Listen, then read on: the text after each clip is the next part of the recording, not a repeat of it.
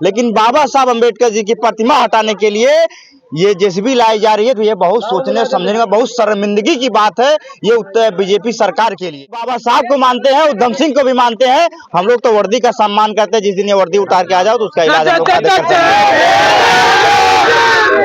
भाई आज आप यहाँ पे आए हुए हैं जी, क्या कारण है? आपको किस वजह से बुलाया गया है या फिर आप अपने मन से यहाँ आए हुए हैं? देखिए आशीष भाई, जो है सबसे पहले आप लोगों का बहुत बहुत धन्यवाद कि क्योंकि आप लोग हमेशा जहाँ भी आजमगढ़ जिले में कहीं भी समाज की आवाज़, कहीं भी बहन बेटियों के साथ अत्याचार होता है, कहीं भी हमारे महापुरुषों के साथ अत्याचार होता है, शोषण होता है, तो आप लोग पहुँचने का काम करते हैं। ये बहुत बहुत आप लोगों का धन्यवाद है। और साथियों मैं बता रहा हूँ कि आज जो है हम लोग उत्तर प्रदेश के जिला आजमगढ़ जाफरपुर ग्राम सभा में आए हैं।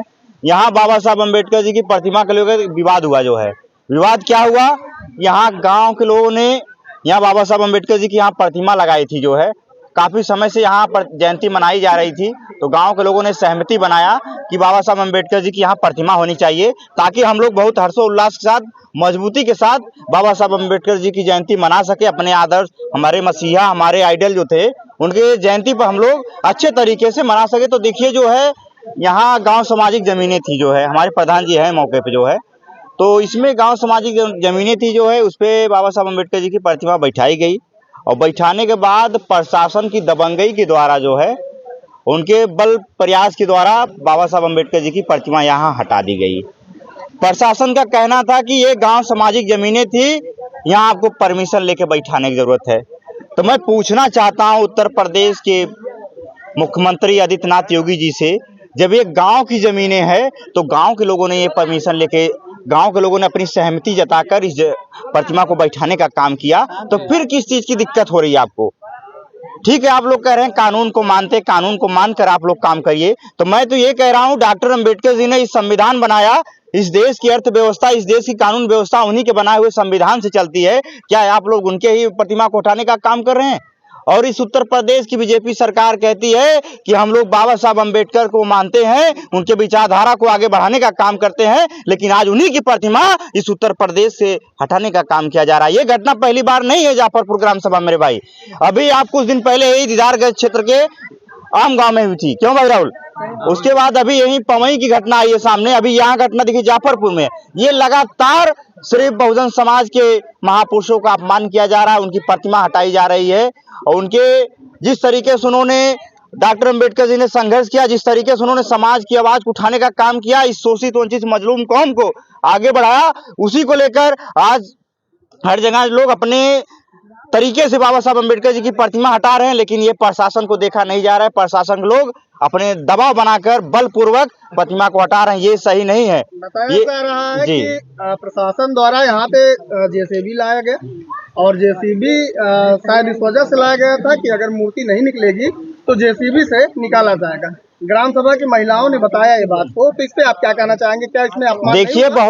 देखिए बहुत सोचने और समझने वाली बात है आशीष भाई, कि जो प्रशासन के द्वारा यहाँ जेसीबी लाकर बाबा साहब की प्रतिमा हटाने का प्रयास किया जा रहा है, इतनी सक्रिय हो गई प्रशासन के लोग। अभी कोई घटना कहीं भी, कहीं बहन बेटियों के साथ शोषण हो जाता है, रेप हो, बलात्कार, हत्या, मर्डर हो जाता है, वहां प्रशासन इतना सक्रिय नहीं हो पाता, वहां दबाने का प्रयास करता है। लेकिन जब बाबा साहब की बात आती है तो वहां जेसीबी, ये बहुत उत्तर प्रदेश के मुख्यमंत्री जी को ये बहुत सोचने और समझने की जरूरत है।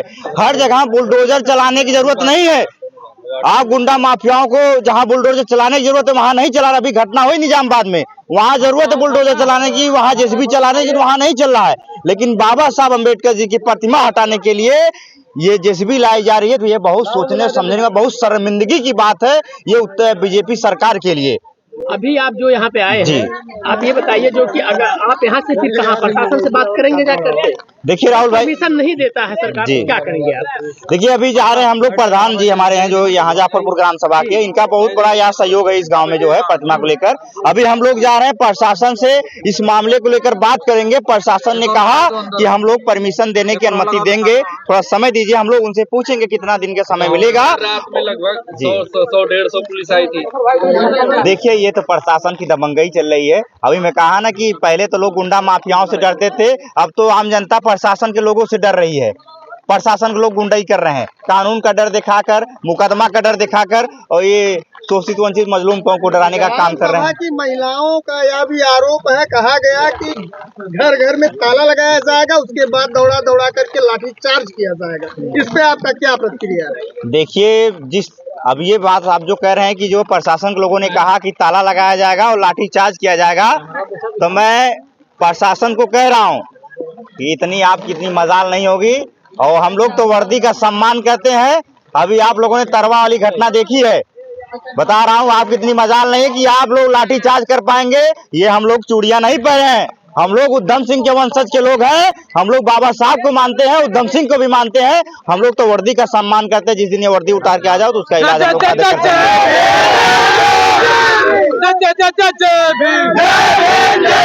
बाबा साहब अमर है, बाबा साहब अमर है। अभी उत्तर प्रदेश में लगभग हर जिले में हर जगह पे यही घटना आ रही है जी। आप जो है कि शासन और प्रशासन से क्या उम्मीद कर रहे हैं कि ऐसी घटना ना हो? जी तो आगे लगा। देखिए, ये शासन प्रशासन से कोई उम्मीद नहीं है जी, शासन प्रशासन से कोई उम्मीद नहीं है। आज प्रशासन के लोग ही भक्षक बन रहे बैठे हुए हैं। तो आज ये आवाम जनता सोचती थी कि हमारे हक हकूकों को कोई खाएगा छीनेगा तो प्रशासन के लोग हमारी रक्षा करेंगे, लेकिन आज तो खुद वो दमन करने का काम कर रहे हैं। राहुल भाई, एक ही बात कहूंगा कि जिसकी यहाँ सत्ता, राजनीतिक सत्ता मजबूत है, उसका धर्म मजबूत है, उसकी ताकत मजबूत है। ये बहुजन समाज के लोगों को इस बात को सोचने और समझने की जरूरत है। आपको फिर से अपना दौर लाने की जरूरत है। जब तक आप लोग अपने राजनीतिक सत्ता को मजबूत नहीं करेंगे, लगातार ये शोषण, लगातार हमारी बहन बेटियों के साथ अत्याचार होगा, हमारे महापुरुषों का अपमान किया जाएगा इस देश में। आप इतनी मेहनत कर रहे हैं, बहुजन समाज में जा रहे हैं जी। क्या लग रहा है कि आने वाले समय में धनुष आजमगढ़िया जो है कि राजनीति में आएंगे? देखिए, राजनीति बहुत अच्छी चीज है, जी, ये समय तय करेगा। अभी तो मैं समाज सेवा कर रहा हूँ, समाज में नेता नहीं, समाज का बेटा बन के समाज में काम कर रहा हूँ। जिले में कहीं भी कोई घटना हो रही है, हम लोग लगातार पहुंच रहे हैं, समाज की आवाज उठाने का काम कर रहे हैं। और हम लोग यहाँ तक किसी नेता के भरोसे यहाँ संघर्ष करके नहीं पहुंचे हैं। हम लोग समाज के सपोर्ट से और समाज के साथ की वजह से आज हम लोग यहाँ तक पहुंचे हैं। और रह गई बात राजनीति की, तो जरूरत पड़ने पर राजनीति भी की जाएगी। जब समाज के लोग जिस तरीके का काम कहेंगे, जिस तरीके के लिए समाज के लोग सपोर्ट करेंगे, हम उस तरीके का काम करेंगे जो है। जी।